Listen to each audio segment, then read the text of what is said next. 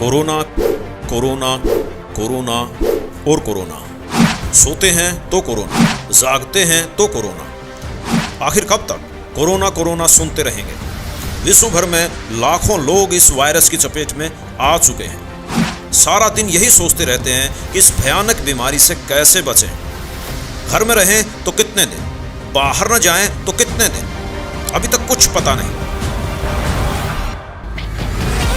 सोचने वाली बात यह है कि आखिर यह सब अचानक कैसे हो गया। भुखमरी, बेचैनी, लाचारी, बेरोजगारी सब पर है भारी एक महामारी। जी हां दोस्तों, एक वायरस ने पूरी दुनिया की सांसें फुला रखी है। हॉस्पिटल आइसोलेशन वार्ड में नजर दौड़ाइए या सड़क पर सर पर चल रहे इन मजदूरों को देख लीजिए। सबकी सांसें फूली हुई हैं, किसी की बीमारी से, किसी की भूखमरी से। अब तो बेरोजगारी का तनाव भी गर्दन पर तलवार लिए खड़ा है। जान और जहान दोनों खतरे में हैं। कोई कहता है कि यह वायरस चीन ने जानबूझकर छोड़ा है। कोई कहता है यह चीन का जैविक हथियार है। कोई कहता है कि यह संत सताने की सजा है। कुछ लोगों का कहना है कि यह शिव हिंसा करने का फल है।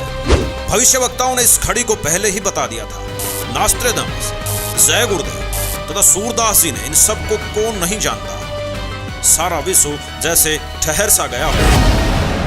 एक वायरस ने सारी दुनिया को सोचने पर मजबूर कर दिया है। सबसे शक्तिशाली कहे जाने वाले देश अमेरिका, रूस, ब्रिटेन सभी इस वायरस के आगे ऐसा है नजर आ रहे हैं। शायद इंसान को अपनी औकात का पता चल रहा है, लेकिन अब भी कुछ लोग भगवान के अस्तित्व को नकारने की कोशिश कर रहे हैं, जो अभी इस वायरस की चपेट में नहीं आए हैं। यह वीडियो विश्व के उन बुद्धिमान लोगों के लिए है जो इस भयानक समय में भगवान, गॉड, अल्लाह को खोज रहे हैं।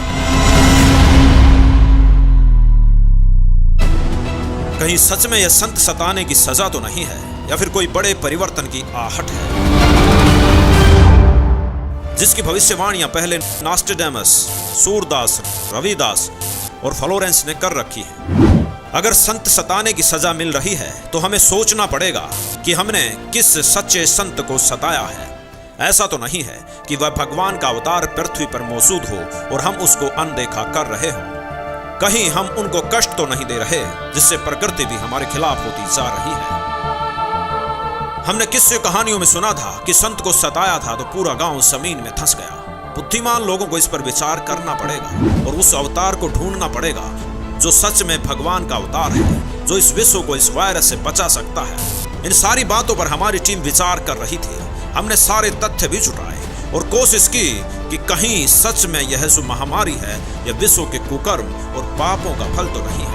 हमारी टीम ने इंटरनेट से जानकारी प्राप्त की तो जो सच निकल कर आया वह काफी गहरा था। हमने काफी साधु संतों, फकीरों पर रिसर्च किया तो एक संत का संघर्ष में जीवन सामने आया, जिस पर सभी भविष्यवक्ताओं की भविष्यवाणियां सटीक बैठ रही थी। सारे आंकड़े और प्रमाण मिलकर हमने जो निष्कर्ष निकाला कि सच में यह वही संत है जिसकी हमें तलाश थी। जी हां, उनके अनुयायियों से बात की जो इस बात पर दृढ़ हैं कि यह वही संत हैं जो विश्व को बचा सकते हैं। उनसे निवेदन किया जाए, प्रार्थना का तरीका भी बताया। अगर निवेदन भी भाव से देश के राजाओं द्वारा किया जाए तो संत जी जल्दी प्रसन्न होंगे और इस महामारी से बचा सकते हैं, ऐसा उनके अनुयायियों का दावा है। अरे हाँ, उस संत का नाम बताना तो भूल ही गए। उनका नाम है जगत गुरु तत्वदर्शी संत रामपाल जी महाराज, जिनको सताया जा रहा है और उनको जेल में डाल रखा है। अनुयायियों का दावा है कि उनको सम्मान के साथ जेल से बाहर निकालकर उनके चरणों में करबद्ध प्रार्थना की जाए तो विश्व इस महामारी से बच सकता है। जब हमारी टीम ने यह सवाल किया कि वह खुद जेल में हैं तो विश्व को कैसे बचा सकते हैं, तो उनका कहना था कि संतों की लीला समझ से परे होती है। वह विश्व कल्याण के लिए एक तीर से कई निशाने करते हैं। हमें उनकी बातों पर विश्वास हो रहा था। उन्होंने ऐसे लोगों से मिलवाया जो कैंसर, एड्स से ग्रसित थे और नाम दीक्षा लेने के बाद स्वस्थ हो गए। जब वहाँ नाम दीक्षा ली और उसके बाद जब दर्शनों को लाइन में लगते उनसे आशीर्वाद लिया, उसी वक्त मेरा खून उनका बंद हो गया। मुझे ब्लड कैंसर था। कैसे हुआ कि मुझे पता नहीं था ब्लड कैंसर है। उदयपुर में मैंने चेकअप करवाया। ये मेरी कैंसर की रिपोर्ट्स है। ये देखो आप, मैं कैंसर की मरीज थी। मुझे डॉक्टरों ने 2-4 दिन का कहा था। मैं ठीक हुई हूँ संत रामपाल जी महाराज से गुरु दीक्षा लेने के बाद। आश्रम पहुंचने में परमात्मा का नामदान लिया और जो उन्होंने मुझे उपदेश दिया, उस उपदेश देने के बाद उन्होंने आशीर्वाद दिया। आशीर्वाद देने के बाद तत्क्षण में मेरा ये रोग वहीं के वहीं दर्द बिल्कुल ठीक हो गया। हमें उनकी बातों पर विश्वास हो रहा था। उनका कहना था कि कोरोना वायरस कुछ भी नहीं है। यदि आप संत जी का ज्ञान सुनोगे तो पता चलेगा कि वास्तव में मनुष्य की आने वाली समय में क्या दुर्गति होने वाली है।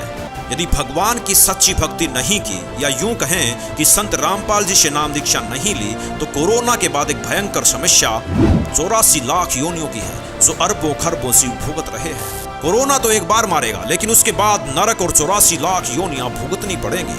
कुत्ता, गधा, कीड़े मकोड़े भी बनना पड़ेगा।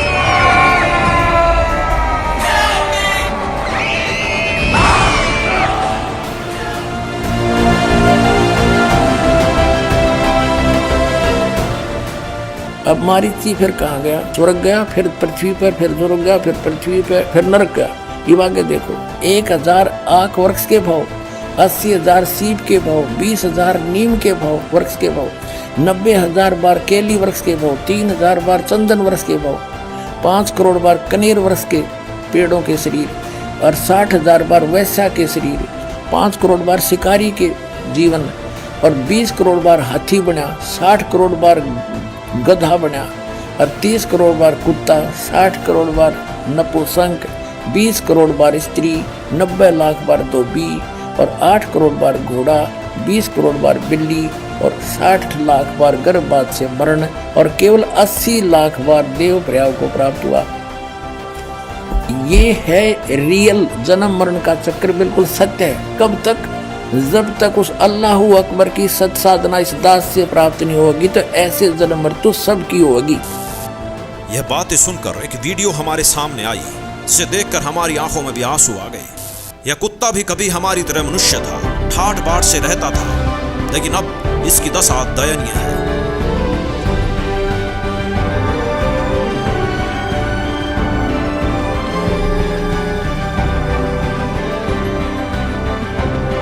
दोस्तों, सच है और बिल्कुल सच है, भगवान के अवतार सारे विश्व का कल्याण करने आए हैं। हमारी टीम का भी सभी से निवेदन है कि संत रामपाल जी को जल्द से जल्द देशों के राजाओं द्वारा विश्व को बचाने के लिए नम्र निवेदन भेजा जाए। सारे विश्व की प्रजा भी श्रद्धा भाव से निवेदन करे तथा सारा संसार संत रामपाल जी से नाम दीक्षा लेकर अपने मोक्ष का रास्ता तय करवाए। आशा करते हैं कि आपको हमारी वीडियो पसंद आएगी। वीडियो को लाइक, शेयर और सब्सक्राइब जरूर करें ताकि यह कल्याणकारी संदेश सारे विश्व तक पहुंच सके। धन्यवाद।